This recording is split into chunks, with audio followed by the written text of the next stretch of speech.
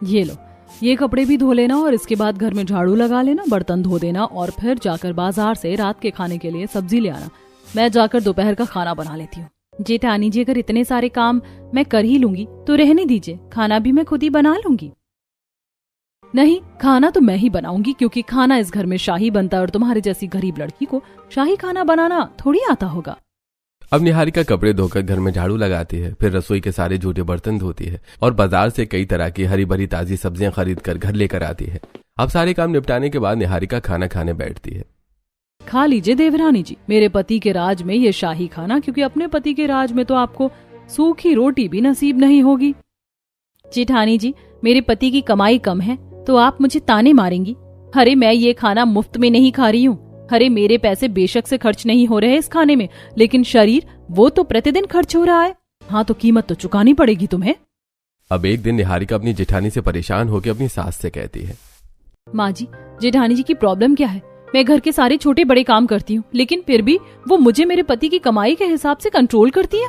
छोड़ना, क्या तू भी छोटी छोटी बातों में उलझ रही है बहू? अब निहारिका ये बात अपने पति से कहती है। तभी उसका गरीब पति रामू, जो दिहाड़ी मजदूरी का काम करता है, मैं समझता हूँ निहारिका, बड़ी भाभी ऐसा क्यों कर रही हैं? उनको हर चीज की कीमत चाहिए। अगर हम दोनों यहाँ कम पैसे देके रह रहे हैं तो उसके बदले हमें यहाँ के काम और उनके ताने सुनने ही होंगे। अब इसी तरह कुछ हफ्ते गुजरते हैं और अब निहारिका जब भी खाना खाने बैठती है, अंजलि उसके साथ बदतमीजी करने लगती है। अरे अरे देवरानी जी, खाना खाने बैठ गई आप, जरा रसोई के 2 बर्तन तो धो दो। अरे बड़ी बहू, सुबह सुबह से मैं देख रहा हूँ कि छोटी बहू घर के काम ही कर रही है। अरे अब उसे खाना तो खाने दो। मैं भी तो काम करती हूँ पापा जी, आपको दिखाई नहीं देता क्या? अरे ये जो शाही पकवान देवरानी जी खा रही हैं, इसे मैंने ही बनाया है और शाही पकवान बनाने में बहुत वक्त लगता है और साथ ही पैसे भी, जो सिर्फ मेरे पति के लगते हैं। तो इतनी आसानी से आप लोग खाना खा लेंगे ऐसा तो होगा नहीं, काम तो करना ही पड़ेगा। अब निहारिका खाना खाकर रसोई के सारे जूठे बर्तन धोती है और इसी तरह कुछ हफ्ते गुजरते हैं और एक दिन रामू अपनी दिहाड़ी मजदूरी की कमाई लाकर अपने बड़े भाई के हाथ में देता है, जिसे देखकर अंजलि उस पैसे को अपने पति के हाथ से छीनती है और अपने देवर के मुंह पर फेंकती है। देवर जी, ये क्या कौड़ियों के बराबर आपकी कमाई है? इन पैसों से तो घर में 1 पाव आटा भी नहीं आएगा। अरे अंजलि, ये क्या कर रही हो? वो मेरा छोटा भाई है। चुप कीजिए आप। छोटा भाई समझकर इन्हें सर पर चढ़ा रखा है आपने, और इसी का फायदा उठाते हैं दोनों पति पत्नी। अब ये सुनकर निहारिका की आंखों से आंसू गिरने लगते हैं। जेठानी जी, आप ऐसा कैसे बोल सकती हैं? अरे इस पूरे घर का काम मैं अकेली करती हूँ, सिर्फ इसलिए क्योंकि मेरे पति की कमाई अच्छी नहीं होती। अरे मैं नहीं चाहती कि आप लोगों के आंखों में मैं खटकूं कि मैं मुफ्त का खाना खा रही हूँ, लेकिन फिर भी आज आप हमसे कहती हैं कि हमारा इस घर में कोई योगदान नहीं है। अब रामू अपनी पत्नी की आंखों में आंसू देखकर, चुप हो जाओ निहारिका, बस बहुत हुआ। अब मैं और अपनी पत्नी को अपमानित होता हुआ नहीं देख सकता। चलो निहारिका, आज से हम यहाँ नहीं रहेंगे। अरे रामू तो पागल हो गया है क्या? भाई भाई की लड़ाई में तू अपने माँ बाप को भूल रहा है। हाँ बेटा, ये सब मत कर। भैया प्लीज मत जाइए ना, छोटी भाभी आप इस घर को बहुत प्यार से संभाल कर रखती हैं। अब रामू किसी की नहीं सुनता और अपने सामान की पैकिंग करके घर से निकल जाता है। आस पड़ोस के लोग रामू और उसकी पत्नी को कड़ी धूप में घर से जाता देखकर, देखो बसंती, हो गई भाई भाई की लड़ाई। कहाँ ये दोनों भाई राम और लक्ष्मण की जोड़ी लगते थे, लेकिन आज अपनी अपनी पत्नियों की वजह से इन्हें एक दूसरे से अलग होना पड़ रहा है। देखो, जहाँ तक मुझे पता है रामू की पत्नी तो बहुत शरीफ है और सारा काम वही करती है, लेकिन ये अंजलि, ये बहुत घमंडी है, ये बस हुक्म चलाती है। वैसे इतिहास गवाह है कि देवरानी जेठानी की कभी नहीं पट सकती। पता नहीं अब ये बेचारी निहारिका कहाँ जाएगी, उसके तो पति की तनख्वाह भी बहुत कम है। अब रामू अपनी बची कुची सेविंग से खुद का छोटा सा मिट्टी का घर खरीदता है और अपनी पत्नी के साथ उस घर में आता है। निहारिका, आज से हम इस घर में रहेंगे। ये घर छोटा है, लेकिन इस घर में तुम्हें सुकून बहुत मिलेगा। इस घर में शाही खाना तुम नहीं खा पाओगी, पर हाँ, सस्ता खाना खाकर भी तुम्हारे शरीर में ताकत आएगी, क्योंकि उस खाने में तुम्हारा प्रेम होगा। अजी आप ठीक कह रहे हैं, वो बड़ा घर और वो शाही खाना तो दिन पर दिन मुझे अंदर से कमजोर करता जा रहा था। सच कहूँ तो दुख तकलीफ पीड़ा बढ़ती ही जा रही थी, लेकिन ठीक है, अब मैं अपने छोटे से घर में सुकून से रहूंगी। अब निहारिका मिट्टी का चूल्हा बनाकर तैयार कर लेती है। वहीं रामू किराने की दुकान से सस्ते सस्ते राशन का सामान खरीद कर लेकर आता है, जिसके बाद निहारिका सस्ता हल्का फुल्का खाना जैसे दाल भात आलू का चोखा बनाकर तैयार करती है। जिसे दोनों मियाँ बीवी खुशी से खाते हैं और जमीन की ठंडी ठंडी फर्श पर चटाई बिछाकर लेटकर आराम करते हैं। इसी तरह कुछ हफ्ते गुजरते हैं और अब निहारिका कम पैसों में अपने पति के साथ गुजारा करने लगती है। वहीं दूसरी तरफ अब अंजलि अपने ससुराल वालों के साथ नई दाव पेच खेलने लगती है। मम्मी जी, मैं खाना बनाने जा रही हूँ। सोच रही हूँ आज शाही पनीर और शाही बिरयानी बना लूँ आप लोगों के लिए। अरे बाप रे, तेरे खाने का नाम सुनकर तो मेरे मुंह में पानी आ गया। जा बहू, फटाफट बना ले, बहुत तेज भूख लग गई है। मैं भी तो 2 कौर ज्यादा ही खाऊंगा। बहू शाही खाना। मैं भी खाऊंगी, बहुत तेज भूख लग रही है। भाभी जल्दी बना लो ना। अरे रुको रुको, खाने से पहले जरा मेरे 2-3 काम भी निपटा दो। अरे बाप रे, तेरा ये शाही पनीर और शाही बिरयानी खाने के लिए हमें काम भी करने पड़ेंगे। माँ जी, फ्री में तो कुछ नहीं होता, ये तो मैंने आपसे ही सीखा है। अब अपनी भूख की कीमत आप लोगों को घर के काम करके चुकानी होगी, और घर के काम में आपको गंदे बर्तन धोने और सारे गंदे कपड़े भी, और फिर बाजार से जाकर शाही पनीर और शाही बिरयानी बनाने की सारी सामग्री भी लेकर आनी है। अब देवरानी थी तो वो कर देती थी, लेकिन अब वो नहीं है तो ये सब आपको ही करना पड़ेगा। हे भगवान, इस पापी पेट के लिए तो पता नहीं क्या क्या करना पड़ता है। अब रजनी फटाफट गंदे कपड़े धोती है, हॉल में झाड़ू लगाती है और फिर रसोई में जाकर झूठे बर्तनों को धोती है। वहीं दीपा मार्केट जाकर paneer masala, paneer, food cream, basmati rice खरीदने लगती है और फिर खरीद कर घर लेकर आती है। चलिए ठीक है, हो गया सारा काम और आ गया खाना बनाने का सामान भी। अब मैं फटाफट आप लोगों के लिए शाही खाना बनाकर लेकर आती हूँ। अब फटाफट अंजलि शाही पनीर, शाही बिरयानी बनाकर घर वालों के आगे परोसती है। खाने की खुशबू से घर वालों का दिमाग घूमने लगता है और वो फौरन चम्मच लेकर खाने पर टूट पड़ते हैं। तभी अंजलि, अरे रुकिए रुकिए, खाने से पहले जरा खाने का दाम तो सुन लीजिए। ये शाही खाना बहुत महंगा है, मतलब कि ये शाही बिरयानी 500 रुपए किलो और ये पनीर 100 रुपए पाव, और फिर ये छोटे मोटे गरम मसाले ये भी बहुत महंगे आते हैं, और ये फूड क्रीम भी पूरे 200 रुपए का है। तभी गुस्से से अनमोल, अरे तुम्हारा दिमाग खराब हो गया है क्या बहू? खाना खाने से पहले खाने का रेट क्या बता रही हो? अरे हम घर में खाना खा रहे हैं, किसी रेस्टोरेंट में नहीं, इसलिए चैन से हमें खाना खाने दो। अरे क्यों? अगर आप शाही खाना खा रहे हैं तो शाही खाने का रेट भी तो आपको पता होना चाहिए ना, क्योंकि मैं आपको ये खाना फ्री में नहीं खिलाने वाली हूँ। आपको इसकी पेमेंट करनी पड़ेगी, क्योंकि इसे बनाने में मेरी बहुत मेहनत लगी है और साथ ही मेरे पति के पैसे भी लगे हैं। तो बहू, हमने भी तो घर के काम किए हैं, फ्री में थोड़ी ना खा रहे हैं। काम तो आप वैसे भी करेंगी माँ जी, मैं अकेले सारा काम तो नहीं कर सकती ना, इसीलिए चलिए आप फटाफट से शाही खाने की पेमेंट कर दीजिए। हे भगवान, रुक, अभी करता हूँ पेमेंट। रुको पापा, मैं कर देती हूँ पेमेंट। अब दीपा फोन से अंजलि के क्यूआर पर पैसे ट्रांसफर करती है। अब इसी तरह रात को अंजलि शाही चिकन बिरयानी बनाती है और उसके साथ कई तरह के अन्य शाही खाने भी होते हैं। और अब अंजलि सभी खाने को डाइनिंग टेबल पर लगाती है। खाने की खुशबू से इस बार भी घर के लोगों के मुंह से पानी आने लगता है। अब रजनी जैसे ही खाना खाना शुरू करती है कि तभी अंजलि, रुको मम्मी जी, सुबह मैंने आपको समझाया था ना कि शाही खाना बहुत महंगा होता है, फ्री में खाने को नहीं मिलेगा।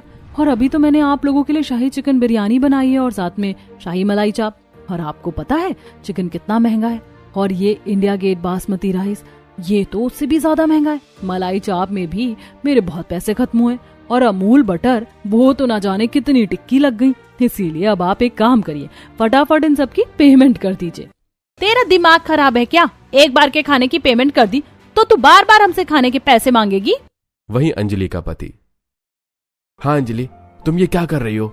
मेरी माँ मेरी कमाई का खाना खाकर मुझे पैसे देगी, ये कोई बात हुई क्या? अरे अगर ये शाही खाना इतना ही महंगा है तो शाही खाना बनाना ही छोड़ दो। क्यों छोड़ दूं? मैं अमीर हूँ और अब मुझे शाही खाना खाने की आदत लग गई है, लेकिन मैं इस खाने को बहुत मेहनत से बनाती हूँ और इसमें मेरा पैसा, समय सब बहुत खर्च होता है। और फिर माँ जी ही कहती है कि फ्री में किसी का कुछ नहीं करना चाहिए। इसीलिए चलिए आप सब फटाफट से मुझे पेमेंट कीजिए। अब घर के लोग फिर से रात का खाना खाने से पहले अंजलि को पर्स से पैसे निकाल कर देते हैं और तब खाना खाकर आराम करते हैं। इसी तरह कुछ हफ्ते गुजरते हैं और एक दिन दीपा एग्जाम के लिए लेट हो रही होती है और उसने सुबह से कुछ खाया नहीं होता। बड़ी भाभी मेरा ना एग्जाम है, मेरे लिए फटाफट कुछ खाने को बना दो। अच्छा तुम्हारा एग्जाम है और तुम्हें भूख लगी है? अच्छा चलो मैं तुम्हारे लिए कश्मीरी शाही पुलाव बना देती हूँ, पर उससे पहले तुम्हें मेरी रसोई साफ करनी पड़ेगी। बड़ी भाभी आप बहुत स्वादिष्ट खाना बनाती हो, इसका मतलब ये थोड़ी ना है कि आप काम करवाती रहोगी। चलो ठीक है मैं कर देती हूँ।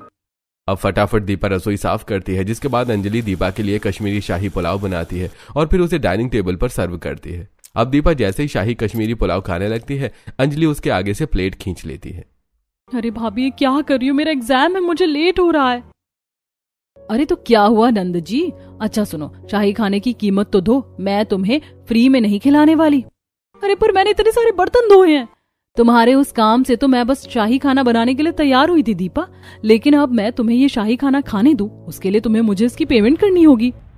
अब गुस्से में दीपा पैसे निकाल कर अंजलि के हाथ में देती है और फटाफट खाना खाकर कॉलेज आती है। आप बहुत लेट हैं, बच्चे अपने अपने क्लास में पहुंच गए हैं, आप वापस चले जाइए। अरे ऐसा मत कीजिए, मेरा 1 साल पूरा बर्बाद हो जाएगा, प्लीज मुझे जाने दीजिए, मैं आपके आगे हाथ जोड़ती हूँ।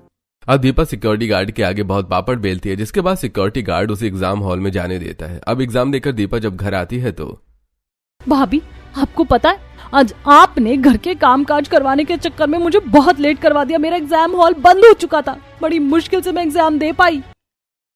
अरे तो तुमने ही तो कहा था कि तुम्हें कश्मीरी पुलाव खाने, अब कश्मीरी पुलाव खाने थे तो काम भी तो करने पड़ेंगे ना। अरे कुछ पाने के लिए उसकी कोई ना कोई कीमत तो चुकानी ही पड़ती है।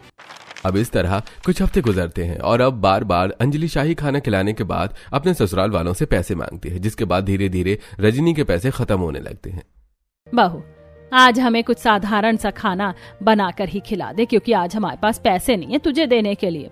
अरे आपके मन से क्या होता है माँ जी। और दूसरी बात, मेरे हाथ का बना सिंपल दाल फ्राई भी शाही ही कहलाएगा, क्योंकि मेरी उसमें मेहनत लगी है और मेरे पति की इन्वेस्टमेंट, तो मैं फ्री में तो आपको कुछ खाने नहीं दूंगी।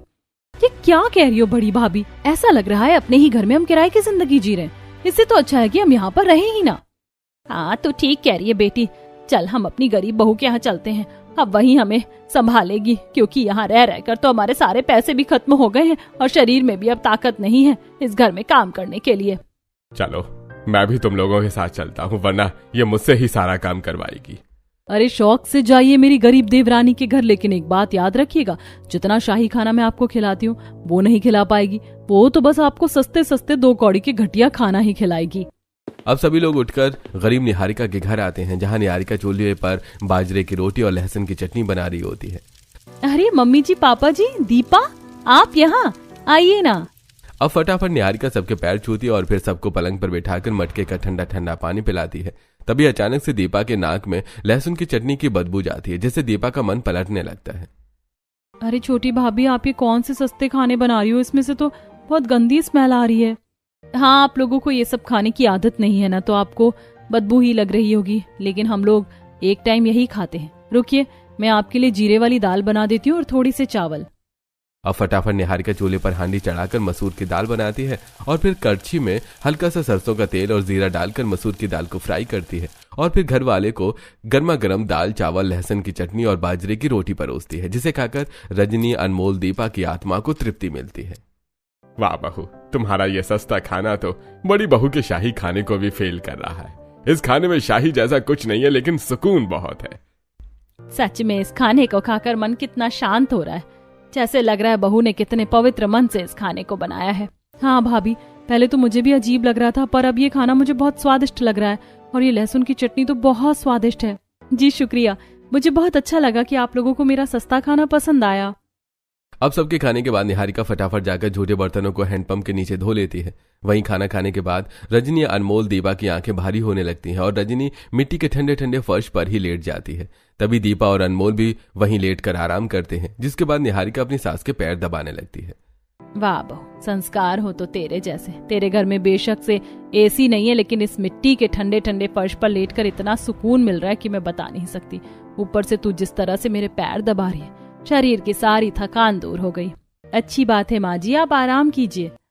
अब शाम को निहारिका चाय बनाकर मिट्टी के कप में चाय छानकर अपने स्टील की बर्नी में से सस्ती नमकीन निकालकर अपने ससुराल वालों के आगे रखती है। भाभी, आपने चाय तो बहुत स्वादिष्ट बनाई है और ये नमकीन भी बहुत अच्छी है। ठीक है, आप लोग चाय नाश्ता कीजिए, मैं बाजार से कुछ सब्जियां खरीद कर लेकर आती हूँ। अब निहारिका बाजार से सस्ती सस्ती सब्जियां खरीदती है। 20 रुपए के आलू, 10 रुपए की गोभी, 15 रुपए के टमाटर, 5 रुपया का धनिया। चलो लगभग 2 से 3 सस्ती सब्जियां मैंने खरीद ली हैं, जो इस हफ्ते आराम से चल जाएंगी। अब निहारिका घर आकर आलू गोभी को काट कर हल्की पानी वाली सब्जी बनाती है और साथ में दिन के बचे थोड़े से चावल को जीरे के साथ फ्राई कर देती है और फिर सिलबट्टे पर टमाटर लहसुन मिर्ची धनिया की चटनी पीस लेती है। बहू, मैं तेरी थोड़ी सी मदद करवा दूं, तू अकेले लगी हुई है। अरे नहीं माँ जी, आप बैठिए, मैं कर लूंगी। हे भगवान, एक बहू है जो पानी का ग्लास भी नहीं उठाने देती है और दूसरी बहू भर भर कर घर के काम करवाती है। अब रात को निहारिका सबके आगे गर्मा गर्म आलू गोभी की हल्की पानी वाली सब्जी, जीरा राइस और टमाटर धनिया लहसुन की चटनी परोसती है। माँ, आपको खाना अच्छा तो लग रहा है ना? ये खाना ज्यादा शाही किस्म का तो नहीं है, पर हाँ, मेरी पत्नी सस्ते खाने भी बहुत स्वादिष्ट बनाती है। हाँ बेटा, तू सही कह रहा है। छोटी बहू के हाथ के खाने बेशक से सस्ते हैं, लेकिन स्वादिष्ट बहुत हैं।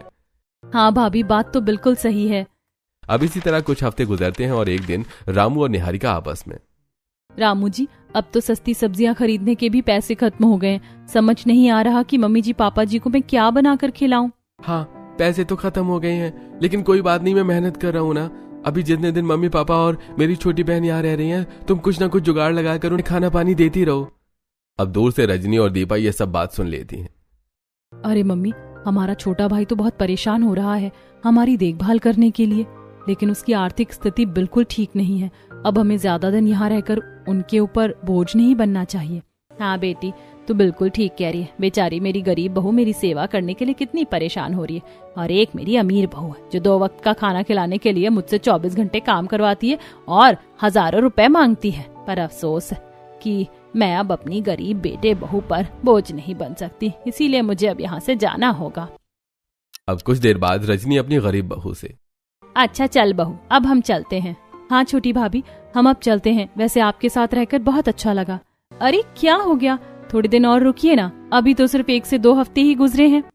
हाँ माँ, आप लोग क्यों जा रहे हैं? कोई दिक्कत हुई है क्या आपको यहाँ? नहीं बेटा, यहाँ दिक्कत तो कभी नहीं हुई, बल्कि यहाँ तो सिर्फ सुकून मिला है। लेकिन फिर भी हमें यहाँ से जाना पड़ेगा, बात को समझो, हम फिर कभी आएंगे। अब रजनी अपनी बेटी और पति के साथ वापस अमीर बहू के घर आती है, जहां घर में चारों तरफ कचरा, गंदे कपड़ों का ढेर और रसोई से गंदी बदबू उनके नाक में जा रही होती है। अरे आप लोग आ गए, चलो शुक्र है। घर में काम भी बहुत ज्यादा बढ़ गया था। अब आप लोग फटाफट काम निपटा दीजिए, फिर मैं आप लोगों के लिए शाही पकवान बना देती हूँ। भाभी, आपने ये क्या हालत बना रखी है घर की? अरे बहू, तूने हमारे जाने के बाद घर साफ नहीं किया क्या? हाँ माँ जी, मैंने कोई काम नहीं किया। अब आप लोगों से काम करवाते करवाते मेरी काम करने की आदत छूट चुकी है। चलिए फटाफट अब आप लोग काम पर लग जाइए। अब भूख से परेशान सभी लोग काम में जुट जाते हैं। रजनी एक तरफ गंदे कपड़े धोती है, अनमोल झाड़ू लगाता है, दीपा रसोई में झूठे बर्तन धोती है, जिसके बाद अंजलि सबके लिए शाही पकवान बनाती है। लेकिन जैसे ही सब खाना खाने जाते हैं, अंजलि फिर से अपने फोन का QR निकाल कर, अरे रूल रेगुलेशन बदले नहीं है, चलिए फटाफट पेमेंट कीजिए। अब इसी तरह अंजलि खाने के साथ साथ घर में ठंडा पानी पीने पर भी पैसे चार्ज करने लगती है। माँ जी, अगर ठंडा पानी पीना है तो पैसे दीजिए, क्योंकि फ्रिज में ठंडा पानी ऐसे ही नहीं होता, बिजली की खपत होती है, जिसकी भरपाई आपको करनी होगी। बहू, कमर तोड़ काम करवाने के बाद भी तू हमसे पैसे ले रही है। बोला तो माँ जी, हर चीज की कीमत चुकानी पड़ेगी। अब लगातार इतना काम करते करते रजनी की तबीयत खराब हो जाती है। अरे माँ जी, बेड पर आराम क्या कर रही हैं? उठकर काम करिए, क्योंकि मुफ्त में ना तो आपको दवाई मिलेगी, ना ही टाइम पर खाना। अब गुस्से से रजनी बीमार हालत में अपनी गरीब बहू के पास आ जाती है। अरे माँ जी, आपका चेहरा इतना झुलसा क्यों है? अब निहारिका अपनी सास का हाथ पकड़ती है, जो आग की तरह तप रहा होता है। अरे माँ जी, आपकी तो तबीयत खराब है। अरे जेठानी जी, आपकी ठीक से देखभाल नहीं करती क्या? ऐसा ही कुछ समझिए छोटी भाभी। अब निहारिका अपनी सास को पलंग पर लेटाकर मटके का ठंडा ठंडा पानी निकालकर ठंडी पट्टी का सेक लगाती है और दवाई के साथ ही साथ दाल चावल, कभी खिचड़ी तो कभी रोटी सब्जी बनाकर टाइम से अपनी सास को खिलाती है। माँ जी देखिए, मैं आपको शाही खाना तो नहीं खिला सकती, इसीलिए मैं आपको ये सस्ता खाना दे रही हूँ, और मैं कोशिश करूंगी कि इस खाने से आपकी सेहत ठीक हो जाए। बहू, मैं तेरे सस्ते खाने को खाकर ही बहुत खुश हूँ। अब मुझे वो शाही खाना खाना नहीं बल्कि श्राप लगता है, श्राप।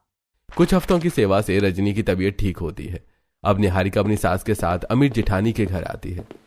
अरे देवरानी जी, आप यहाँ? हाँ, माँ जी की तबीयत अब ठीक हो गई है, इसीलिए उन्हें छोड़ने आई थी, और कृपया करके अब आप उनका ध्यान रखिएगा। अरे बड़ी दया आ रही है आपको माँ जी के ऊपर। अरे इतनी दया आ रही है तो इन्हें वहीं रखना, मेरे पास क्यों लेकर आई हैं? मैं तो यहाँ इनसे खाने के बदले काम ही करवाऊंगी, फ्री में तो कुछ नहीं दूंगी। बाप रे, कितनी घमंडी हैं आप। माँ जी आप रहिए यहाँ, लेकिन कोई दिक्कत हो तो आप दोबारा आ जाइएगा। अब निहारिका के जाते ही अंजलि, मम्मी जी अगर टाइम से दवाई और खाना चाहिए तो जाकर रसोई साफ कर दीजिए। बहू, मैं बीमार हूँ। तो मैं क्या करूँ? फ्री में तो मैं आपको 1 कप चाय भी बनाकर नहीं दूंगी। अब बीमार हालत में भी काम करने से रजनी कुछ ही हफ्तों में खटिया पकड़ लेती है। अब एक पड़ोसन के द्वारा निहारिका को अपनी सास के खराब सेहत का पता चलता है। तभी निहारिका दोबारा अपनी सास के पास आती है। हे भगवान जेठानी जी, आप ऐसा क्या कर रही हैं माँ जी के साथ जो उनकी तबीयत दिन पर दिन बद से बदतर होती जा रही है। छोटी भाभी, बड़ी भाभी हम लोगों से बहुत काम करवाती हैं और फ्री में खाने का एक निवाला भी नहीं देती। हमें यहाँ पर खाने के भी पैसे देने पड़ते हैं। क्या जेठानी जी, आप ऐसा करती हैं इनके साथ? अरे आप मेरे साथ करती थी तो मुझे लगता था कि देवरानी जेठानी की लड़ाई है, लेकिन आप तो सबके साथ ही ऐसा व्यवहार कर रही हैं। आप इतनी पत्थर दिल कैसे हो सकती हैं? अरे आप क्या चाहती हैं कि हमारी सास मौत के घाट उतर जाए? मुझे तो लगता है मेरी पत्नी यही चाहती है। पता नहीं किस मनहूस घड़ी में मैंने इससे शादी की। अच्छा, अब मैं ही पत्थर दिल और मैं ही मनहूस बन गई आप लोगों के लिए। अरे देवरानी जी, इन लोगों पर इतनी तरस मत खाइए, क्योंकि पहले मैं भी आपकी तरह बहुत मासूम और एक गरीब घर से थी और इन लोगों की बहुत सेवा करती थी। लेकिन फिर उस दिन जब मेरे लाख गिड़गिड़ाने पर भी माँ जी ने, माँ जी ऐसा मत कीजिए, बस 1-2 लाख रुपए की जरूरत है मुझे। हम लोग तो इतने अमीर है, भगवान के लिए मुझे पैसे दे दीजिए। मेरे पिताजी हॉस्पिटल में, आखिर मैंने आप लोगों के लिए इतना किया है, दिन रात आपकी सेवा की है। सेवा की है तो क्या हुआ बहू, ये तेरा कर्तव्य है। और क्या कहा कि हम तुझे 1-2 लाख रुपए दे दें? अरे पैसे देने में कोई दिक्कत नहीं है, लेकिन कीमत के बदले कीमत चुकानी पड़ती है, और मुझे नहीं लगता कि इतनी बड़ी कीमत तेरे गरीब माता पिता कभी चुका पाएंगे। माँ बिल्कुल ठीक कह रही हैं। और हाँ, आप घर चली जाएंगी भाभी तो घर कौन संभालेगा? अच्छा खाना, अच्छे कपड़े पहनने के लिए आपको इस घर में रहकर घर के काम भी करने पड़ते हैं, भूलिए मत। अब रजनी अपनी बहू के इतना गिड़गिड़ाने पर भी उसे उसके बीमार पिता के पास नहीं भेजती और कुछ ही हफ्तों में अंजलि के गरीब पिता हॉस्पिटल में ही अपना दम तोड़ देते हैं। वहीं अंजलि की माँ रोती हुई अपनी बेटी को फोन करती है। बेटी, तेरे पिता अब इस दुनिया में नहीं रहे, क्या तेरी सास अब भी तुझे यहाँ नहीं भेजेगी? तभी रजनी हाथ से फोन छीनते हुए, बिल्कुल नहीं भेजूंगी मालिनी जी, अब आप अपने गरीब पति का अंतिम संस्कार कर दीजिए। माँ जी, आप मेरे साथ ऐसा कैसे कर सकती हैं? आप इतनी पत्थर दिल कैसे हो सकती हैं? अरे बस करो अंजलि, अब और कितना रोना धोना करोगी? हे भगवान, अब आपको मेरे आंसुओं से भी नफरत हो रही है।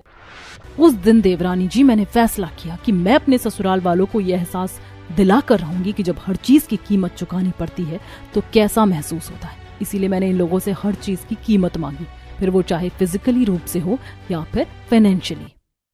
अब ये सुनकर निहारिका के होश उड़ जाते हैं। हे भगवान, जेठानी जी आप इतनी बड़ी तकलीफों से गुजर रही हैं, आपने मुझे पहले क्यों नहीं बताया? और माँ जी दीपा, आप लोगों ने मुझे कभी नहीं बताया कि आप लोगों ने जेठानी जी के साथ क्या किया है। आपने शुरू से ही मुझे वही कहानी बताई जिसमें आप लोग सही थे। आप लोगों के साथ तो यही होना चाहिए। अब रजनी को अपनी बड़ी बहू और छोटी बहू के मुंह से यह सब सुनकर पहली बार शर्मिंदगी महसूस होती है और अब वो बीमार हालत में ही लड़खड़ाते हुए खड़ी होकर घुटने के बल बैठकर अपनी बहू से माफी मांगती है। बड़ी बहू, मुझे माफ कर दे, मैंने तेरे साथ बहुत नीच हरकत की, जो मैंने तुझे तेरे बीमार पिता से मिलने नहीं दिया।